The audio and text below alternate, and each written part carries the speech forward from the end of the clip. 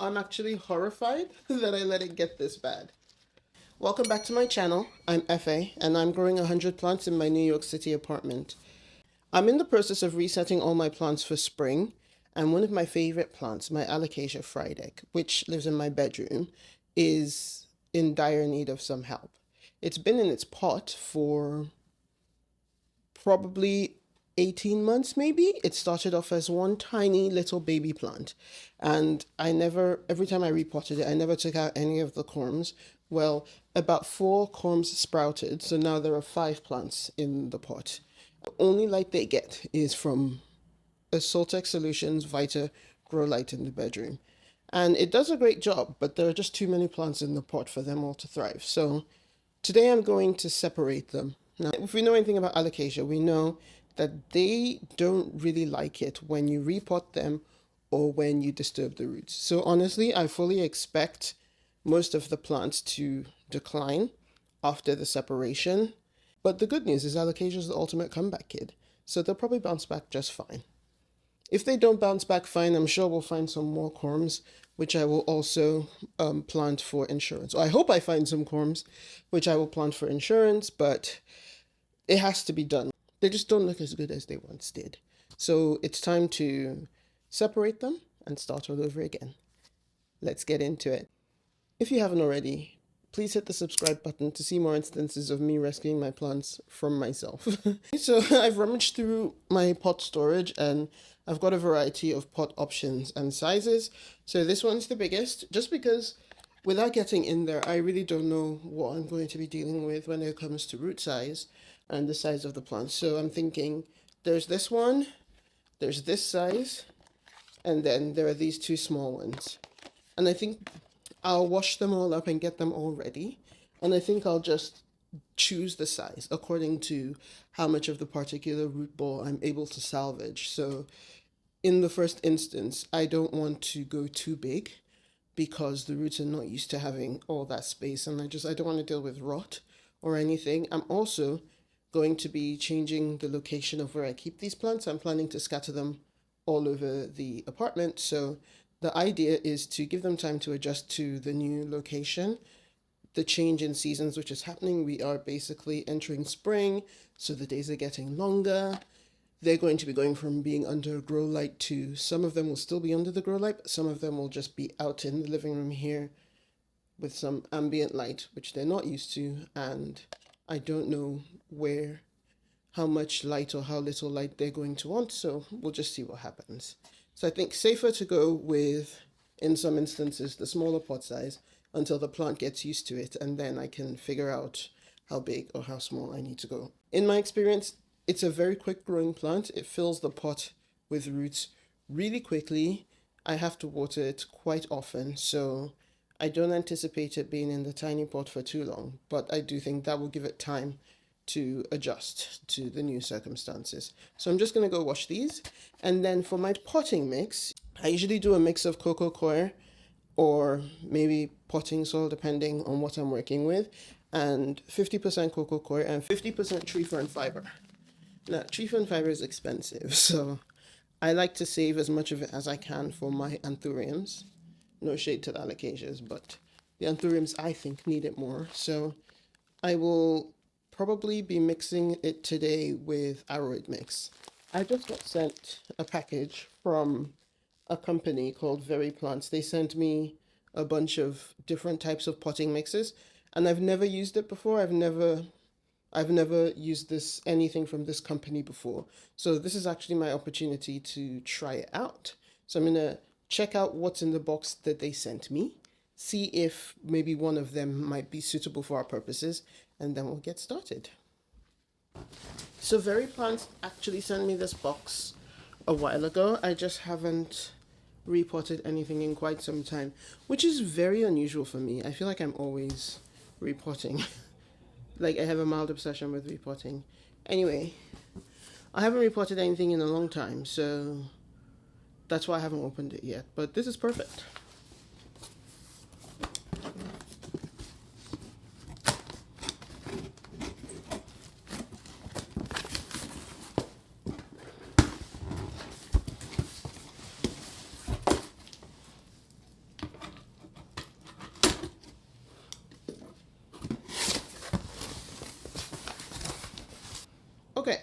So there is a huge bag of Molly's succulent mix. This is actually really good because a couple of my succulents need repotting. So maybe I'll do a succulent repotting video using the mix and repot everything except for my burrows tail, which I am never repotting ever again. But I will repot some of the others that I have here in the house. I don't have very many. I have, I think, 3. Yeah, I don't have that many succulents, so this is perfect. Nice.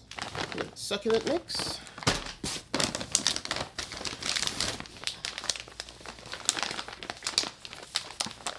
Aroid mix. So this is aroid mix. This should be perfect actually for the alocasia that we're going to be repotting today. It says it contains, does it say what it contains? It contains pine bark, cocoa chips, coir fiber, expanded clay, aka leca, calcitic and dolomite limestone, coarse perlite, horticultural charcoal, and probably some mycorrhizae, some kind of beneficial bacteria, and a wetting agent. So I don't know if this actually needs much in the way of tree fern. Is it weird if I add tree fern even though this already looks like quite a good, delicious mix? I'll probably still add tree fern because I'm obsessed with this stuff. I think I'm going to use this, the aroid mix. But let me see what else is in here. A second bag of aroid mix, which is really good, really nice. And then an orchid mix. Huh. I wonder if this would be good for anthuriums. Max draining and high aeration. This might be good to mix in with tree fern for my anthuriums. Anyway, I don't have any orchids, so anthuriums probably. We're going to use the aroid mix today. It actually feels softer than the other options. It feels like it has more moisture retaining agents than the orchid mix or the succulent mix, which would make sense, right? So this is what I'm going to be using, and I will mix it with the tree fern fiber, and we will see if the alocasia likes Molly's aroid mix. So I'm going to mix up I'm going to go away and wash my pots, and then I'm going to mix up my potting media for you to see.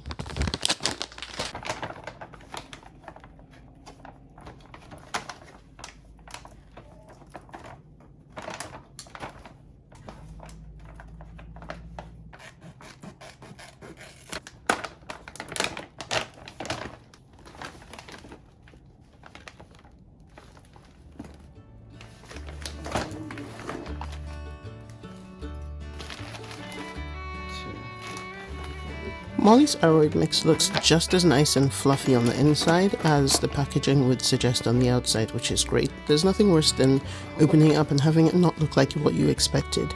So I'm just going to do roughly equal parts tree fern and equal parts of the aroid mix, and then mix it all together.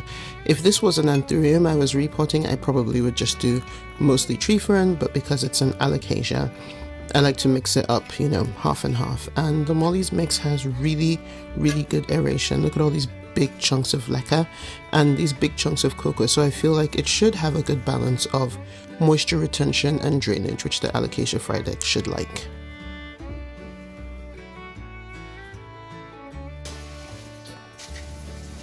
And now I'm just going to prep the plant by watering it thoroughly. I like to do it in the shower just to make sure that the water really, really gets into everything, and then I'll take it back out for the repot to begin.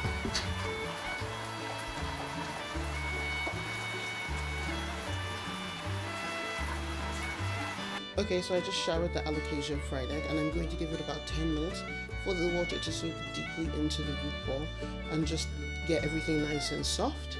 And then when I pull it out, I'm going to probably lay it flat out here on the floor so that I can separate the roots. It's quite a big plant. Usually I would do something like this on a table, but because the plant is so big, I'm going to put down a potting mat and do it on the rug. Maybe I'll put some trash bags down. Yeah, maybe I'll put some bin bags on the floor, to hopefully make less of a mess. These are the challenges when you live in an apartment. There's no outside, right? If I lived in a house, I probably would do this outside, but I will do it here in the living room. Hopefully, keep the mess to a minimum.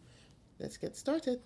Okay, so I'm just setting up my potting mat where I'm going to lay the plant when I pull it out of the pot. Okay, here she is fresh from her shower. Um, before I start to tackle separating the plant, I'm just going to cut off some of the old leaves, especially the ones that are clearly dead. So cut off one,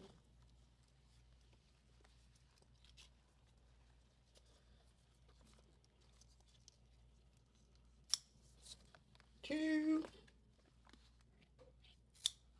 three, four. Now some of these others probably also need to go, but I'm not going to cut them just yet because actually I'm going to cut this one. This one is too floppy. I want to make sure to leave enough leaves for the individual plants to photosynthesize. So I'm not going to get too cut happy. Even some of the ones that are drooping extra hard might not necessarily get cut just yet. They might need to be propped up just to not shock the plant too much. This one is, these are too floppy. I'm just going to cut this. Look at this leaf. Look how beautiful it is. What a shame.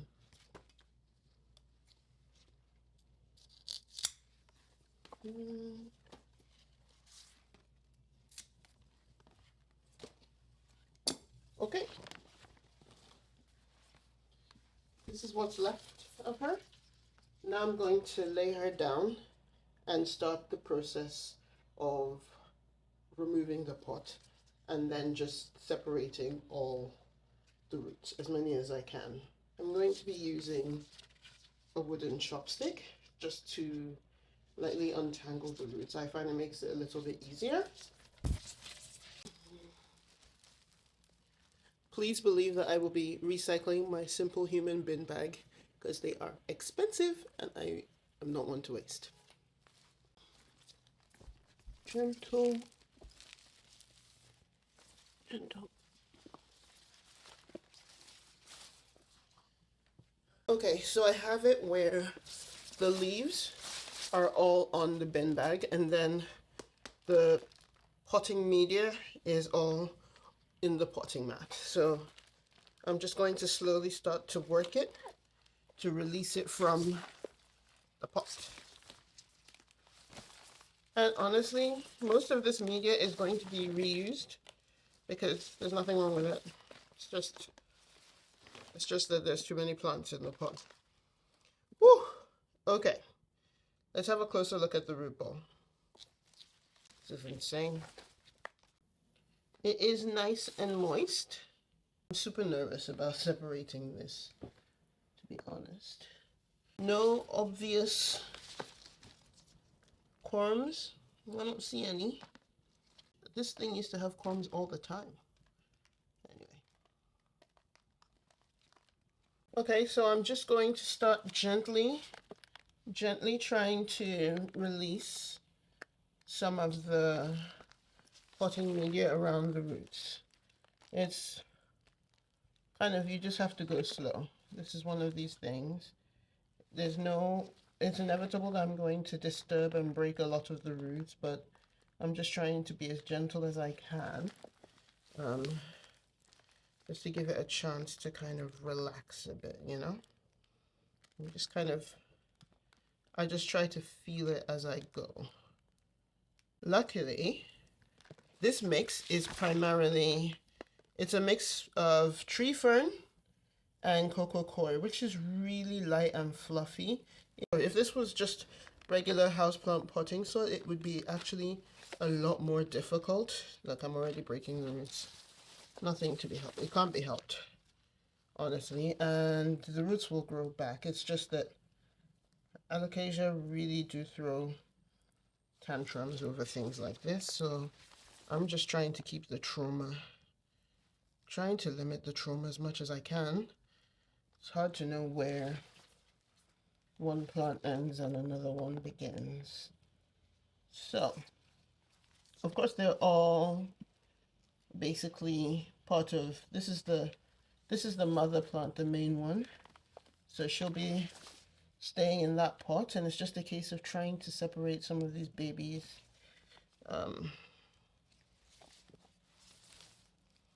Trying to get enough separation to remove some of these babies without, okay.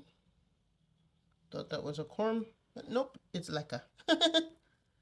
I'm just trying to get my fingers up in there just to break it down a bit and see if I can get to a point where I'm comfortable pulling one of them off. Not yet. So far so good. I'm losing a lot of roots, but it's not crazy and it can't be helped. Sorry. Sorry, Alocasia. I know this is basically my fault for waiting this long to do anything about this. You know, I've just been putting it off. Every time I look at the plant and I think I should really try to sort that out, do something about it, but then I don't. The roots are tight, super tightly coiled from all the repots, and also typically when I repot I often do not even loosen the root ball, which is fine, but then when you have a situation like this, I'm going to get in here with the chopstick just to see if I can kind of loosen things up a bit. I don't want to like lose patience. Ugh, breaking so much roots, it's crazy. I just want to make sure that there's enough roots left for it to not immediately like die when I do the transfer. So this is going to be the first one that I'm going to take off if I can get it out with enough roots. So it's good. Okay. So this one, so I've got my first one off. It has a decent number of roots, probably not as many as I would have liked, but it does have some. This is definitely enough to support those leaves. So one down and 1, 2, 3 to go. So I'm gonna go for, I'm gonna just stick with my theme, try to go for this side next. Just want this one to keep as many of its roots as possible. I feel like this is a good number of roots. Good grief.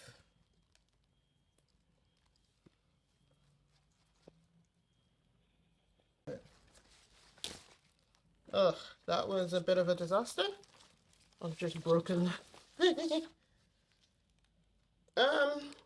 Here's the next one. Honestly, it lost a lot of roots as well, but whatever. It's not bad. It's not bad. I'm trying to not break off too much of the main sort of, you know, thing, but it's proving impossible. I want to leave 2 plants, the main one, these 2, the main one, and then maybe this one. So I want to get these 2 off still. It's going to take a while. I'm not gonna lie, that was a little tougher than I anticipated. Just like I thought I'd be more patient with the separation, but it is what it is. And you know, alocasia, the roots grow quickly, so I know they will bounce back fine. I guess my only challenge is whether I leave them all back in my room under the grow light to recuperate before kind of splitting them up and sending them out into the wild, or whether I just put them where I want them to be immediately, just to limit the amount of movement and constant shuffling. I have to think about it. Here is one of them. Now this one obviously has very beautiful genetics, so I'm going to want this one in the living room. I really like the fact that it's got 2 completely green leaves and then bam. So I love that distinction. It also has another leaf coming through, which I don't know. Maybe I should cut off I might cut this leaf off just to reduce the amount of energy that the plant needs, but it still has decent roots, I will say. So I'm going to pot this one up. So here's one.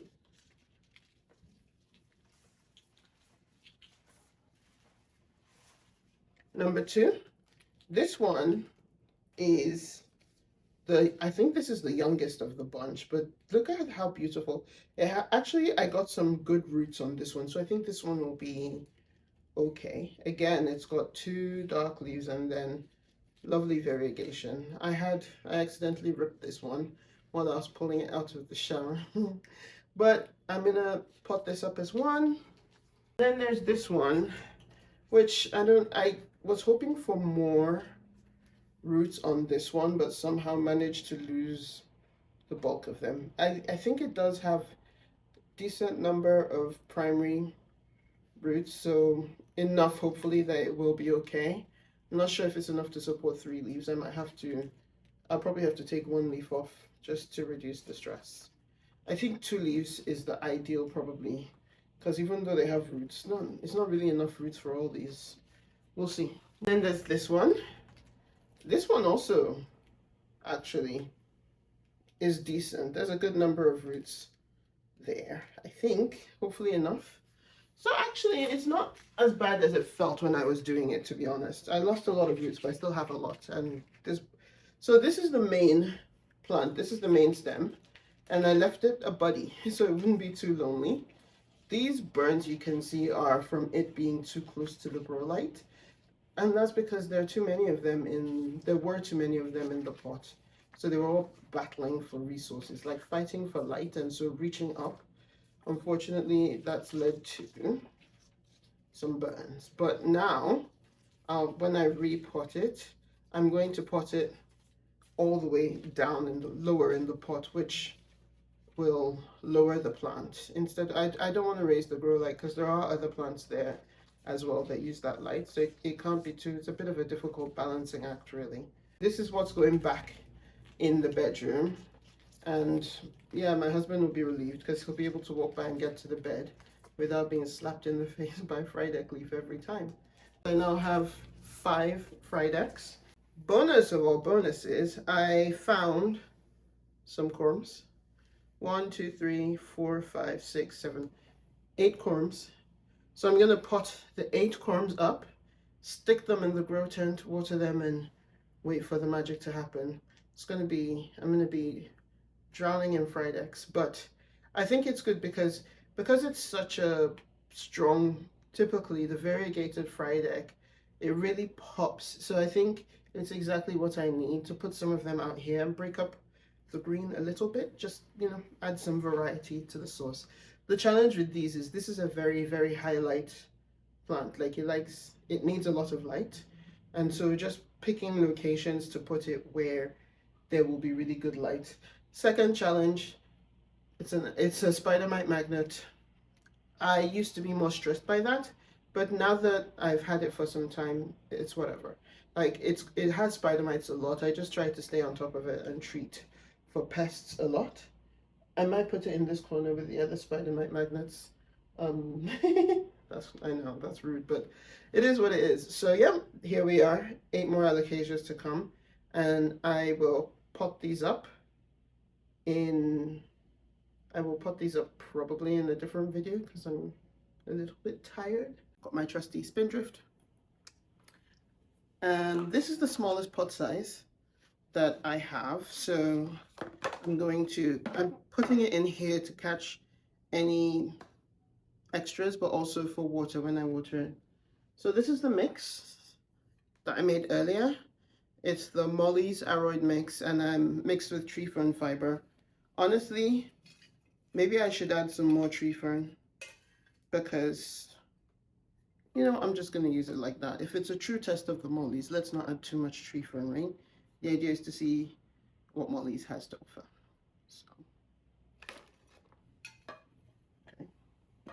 So I put this first.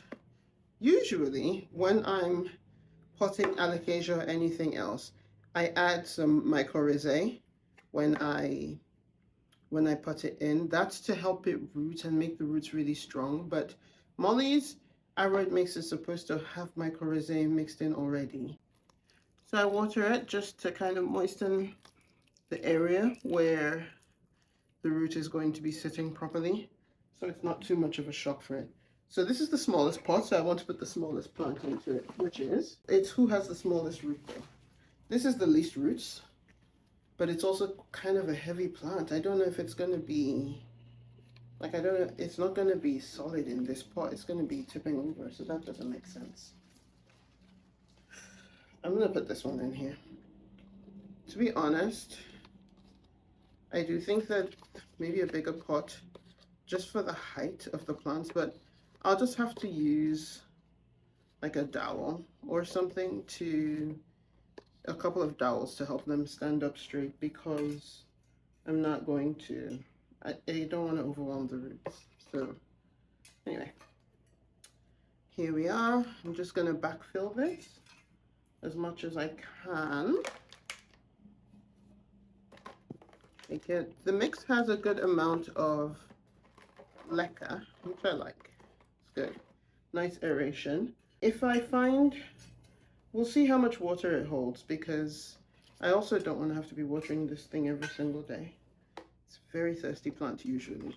But maybe because the root ball is so tiny right now, that won't be an issue. The mix, the potting media feels nice and spongy. It's actually kind of cool.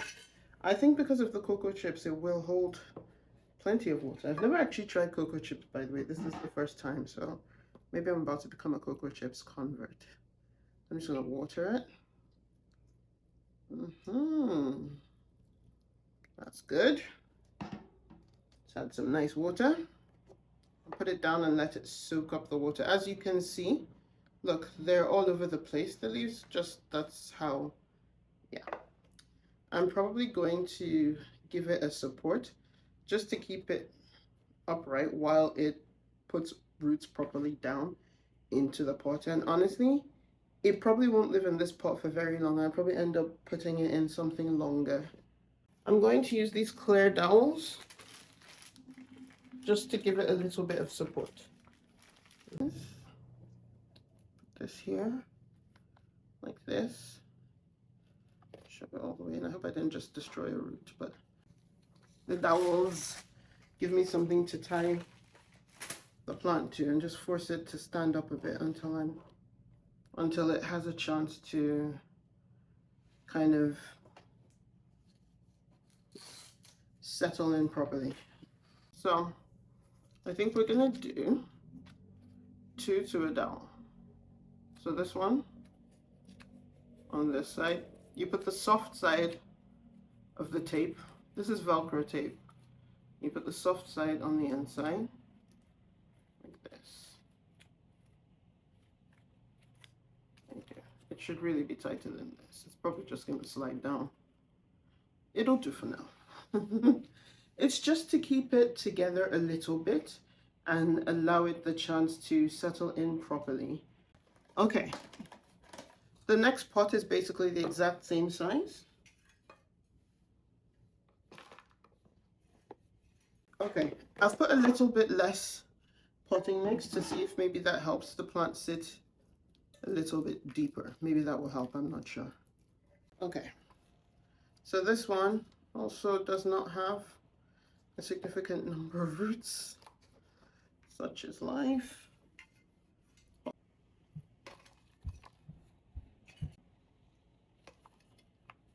I haven't seen how they're going to grow in this mix, but I have to admit, I like how airy it feels. I'm always skeptical of buying pre-mixed potting media because I just think I could do it myself. But I do like the proportions of this. It feels really bouncy, which I assume is the cocoa chips. I never put cocoa chips in my mix, but I'm definitely going to start doing it now. And I did switch to using primarily leca to aerate my mixes. I don't really use pumice as much, and I don't know why, I like the way it feels. The only thing that I don't like about using mixes with leca for alocasia is I can never tell whether, when I go to repot, I can never tell whether I'm looking at a corm or it's the leca. But I like the way the mix feels. Obviously only time will tell whether it actually works for what I need it to do. So here's another one that definitely needs some support. I don't give my alocasias support long term. When they have enough light, they really don't need the support. I'm just doing this right now to keep it under control. So I'm gonna have it out here in the living room probably while it, while it roots. Now that it's such a smaller plant, I'm gonna pot it in this pot instead. As you can see, there's a significant size difference, but it's quite important for me to not to overwhelm the root ball. I don't want to give it any reason to rot. So here we go. One, two. I'm just gonna water this a bit, moisten things up a bit. Cool. The root ball on the big guy is actually still pretty good, you know? It's decent. I wonder if I should have left it in the big pot after all, because it's probably gonna fill this one super quickly. I don't actually mind repotting these Frydeks over and over again, because as long as you don't mess with the roots, if you just move it from one to the other, in my experience, it hasn't dropped leaves. It needs a lot, give it all the light, but I haven't had any negative experiences repotting. And I've repotted this plant, I think I've repotted it 5 times in 18 months, which is a lot, So it's pouring rain outside like it is. It's been a thunderstorm all day, which is really annoying because the light is terrible, but it's actually literally the perfect amount of potting mix. I don't think I've ever achieved that in my life. I have never measured potting mix so perfectly. I've just given it loads of water. It's a new plant. And that's it. After what feels like an absolute lifetime, I'm finally done. So I now have one big alocasia plant, which will go back in my bedroom under the grow light, and 4 small ones with varying degrees of variegation. So it'll be really interesting to see what they end up looking like. I'll leave those 4 out here in the living room. I'll put them right up against the south window where they get the maximum light. I will monitor them closely to see if they burn. If they don't burn, which I'm sort of thinking they might not, because you'll be surprised at how much light these plants can take, then they will be perfect because they will add a little bit of a splash of color to all the dark green in here, and hopefully they thrive. I will post an update. I'll film an update video. I'll probably give them a few months to settle in before I do it, but as soon as it's ready, I will post it. So if you're not already subscribed, be sure to do so. If you enjoyed this video, please give me a like, and I will see you next time.